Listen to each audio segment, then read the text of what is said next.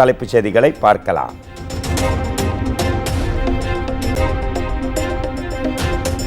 மாநிலங்களவையில் அமைதி காக்குமாறு எதிர்க்கட்சிகளை கையெடுத்து கும்பிட்ட அவைத் தலைவர் ஜெகதீப் தன்கர் வலியுறுத்தலையும் மீறி தொடர் வாக்குவாதத்தில் ஈடுபட்டதால் காங்கிரஸ் எம்பி ரன்தீப் சிங் சுர்ஜேவாலாவை அவையை விட்டு வெளியேற உத்தரவு.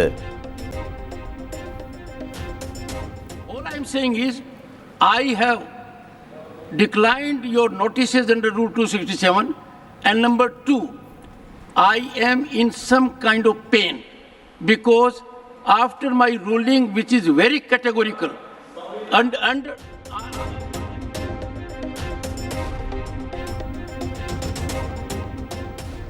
கல்வராயன் மலைப்பகுதி மக்கள் மேம்பாடு தொடர்பாக அரசு தாக்கல் செய்த அறிக்கையில் திருப்தி இல்லை என சென்னை உயர்நீதிமன்றம் கருத்து. கல்வராயன் மலைப்பகுதியில் பழங்குடியின நலத்துறை இயக்குநர் தலைமையில் மீண்டும் ஆய்வு செய்யவும் உத்தரவு.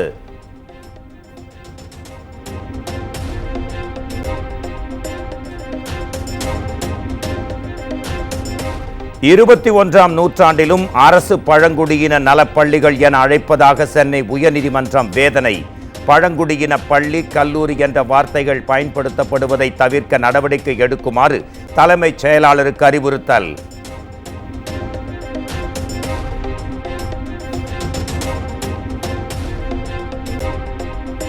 டெல்லி தமிழ்நாடு இல்லத்தில் கட்டப்படவுள்ள புதிய கட்டடங்களுக்கு முதலமைச்சர் மு.க. ஸ்டாலின் அடிக்கல். சென்னை தலைமைச் செயலகத்தில் இருந்து காணொலி மூலம் முதலமைச்சர் அடிக்கல் நாட்டினார்.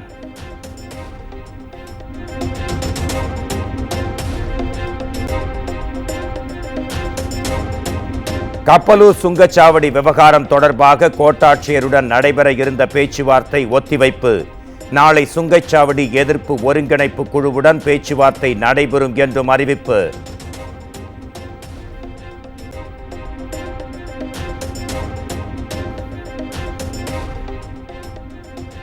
அதிமுக பொதுச் செயலாளர் தொடர்பான வழக்கு நிலுவையில் உள்ள போது பொதுச் செயலாளர் என்று குறிப்பிட்டு எப்படி வழக்கு தாக்கல் செய்ய முடியும்?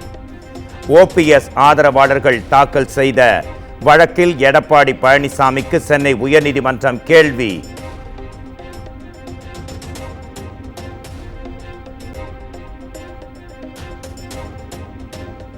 காஞ்சிபுரம் மேயருக்கு எதிரான நம்பிக்கையில்லா தீர்மானம் மற்றும் வாக்கெடுப்பு நடத்த தடையில்லை. சென்னை உயர்நீதிமன்ற உத்தரவால் மேயருக்கு சிக்கல்.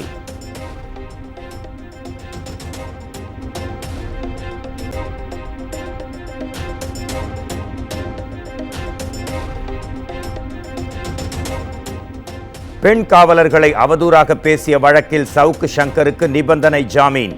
கோவை 4வது குற்றவியல் நீதிமன்றம் உத்தரவு.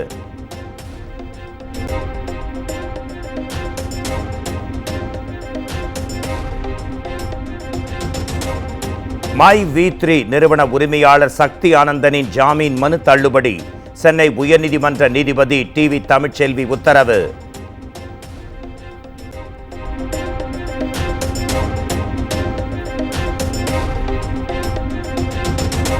நெல்லை கிழக்கு மாவட்ட காங்கிரஸ் தலைவர் ஜெயக்குமார் மரண வழக்கு.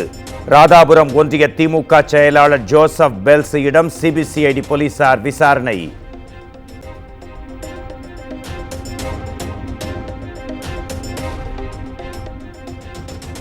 கொடநாடு கொலை கொள்ளை வழக்கு விசாரணை வரும் ஆகஸ்ட் 30ஆம் தேதிக்கு ஒத்திவைப்பு. உதகை மாவட்ட அமர்வு நீதிமன்றம் உத்தரவு.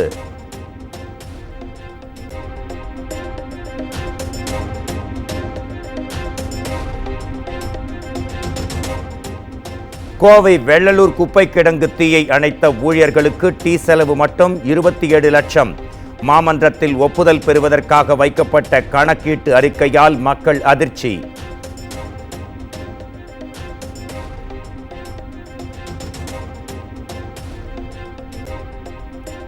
ஸ்ரீவில்லிபுத்தூர் முத்துமாரியம்மன் கோயில் திருவிழாவில் ஒருவர் கொலை செய்யப்பட்ட விவகாரம்.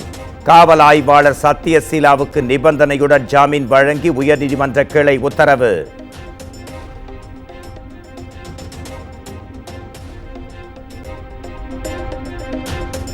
குறவன் குறத்தி என்ற பெயரை பொது இடங்களில் பயன்படுத்த தடை விதிக்க உத்தரவிடக் கோரிய வழக்கு.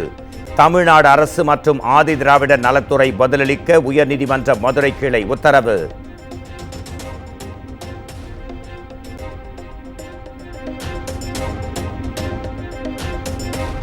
நீலகிரி மற்றும் கோயம்புத்தூர் மாவட்ட மலைப்பகுதிகளில் அடுத்த 6 நாட்களுக்கு கனமழைக்கு வாய்ப்பு. தமிழகத்தில் மிதமான மழைக்கு வாய்ப்புள்ளதாக சென்னை வானிலை ஆய்வு மையம் தகவல்.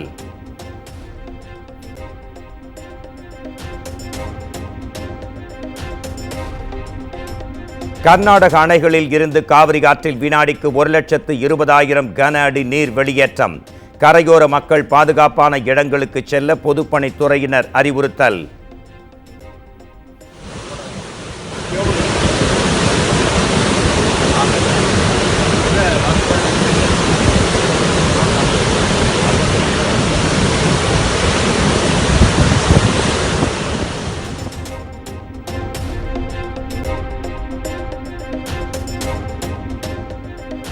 ஒகேனக்கல் காவிரி ஆற்றில் வினாடிக்கு 84,000 கன அடி நீர் திறப்பு.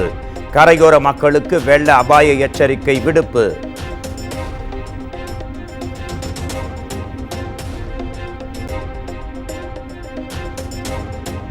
தொடர் நீர்வரத்தால் கிடுகிடுவென உயரும் ஆழியார் அணையின் நீர்மட்டம். அணையிலிருந்து உபரி நீர் வெளியேற்றப்படுவதால் கரையோர மக்களுக்கு எச்சரிக்கை.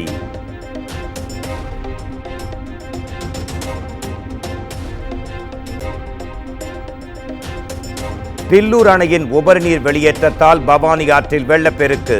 மேட்டுப்பாளையம் வட்டாட்சியர் நேரில் ஆய்வு.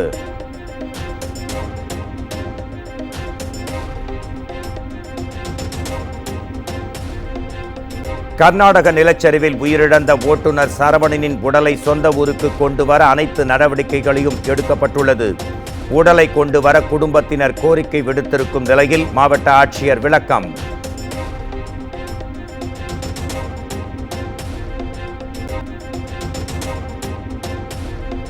கள்ளச்சாராயம் குடித்து உயிரிழந்தவர்களின் குடும்பங்களுக்கு அரசு இழப்பீடு வழங்கியதை எதிர்த்த வழக்கு தள்ளுபடி. அரசின் கொள்கை முடிவில் நீதிமன்றம் தலையிடாது என சென்னை உயர்நீதிமன்றம் கருத்து.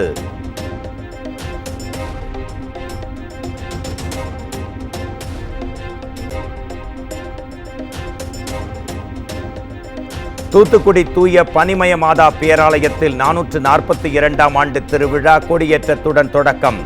திருப்பலிக்கு பின் நடைபெற்ற கொடியேற்ற நிகழ்ச்சியில் திரளானவர்கள் பங்கேற்று பிரார்த்தனை.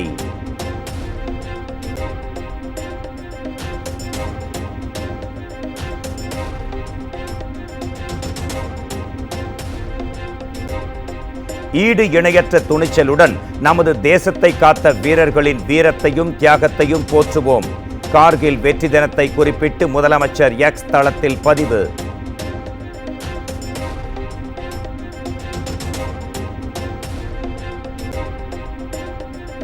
அக்னிபத் திட்ட விவகாரத்தில் இளைஞர்களை எதிர்க்கட்சிகள் திசை திருப்புகின்றன. கார்கில் நினைவிடத்தில் மரியாதை செலுத்திய பின் பிரதமர் நரேந்திர மோடி பேச்சு.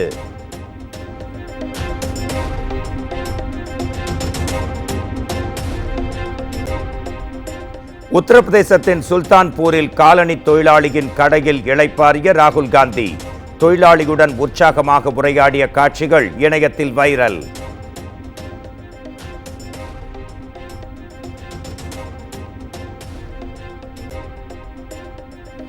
அமெரிக்க அதிபர் வேட்பாளராக எதிர்பார்க்கப்படும் கமலா ஹாரிஸை போனில் அழைத்து வாழ்த்திய பராக் ஒபாமா தம்பதி. மிகவும் அற்புதமான நினைவுகூரல் என கமலா ஹாரிஸ் எக்ஸ் தளத்தில் பதிவு.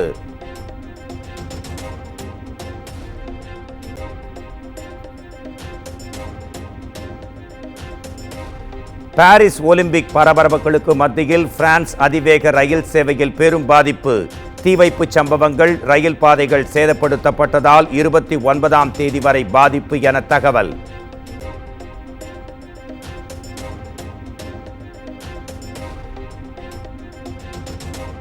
பள்ளிக்கு செல்ல அடம் பிடித்த பேரனை கையோடு அழைத்துச் சென்ற நடிகர் ரஜினிகாந்த்.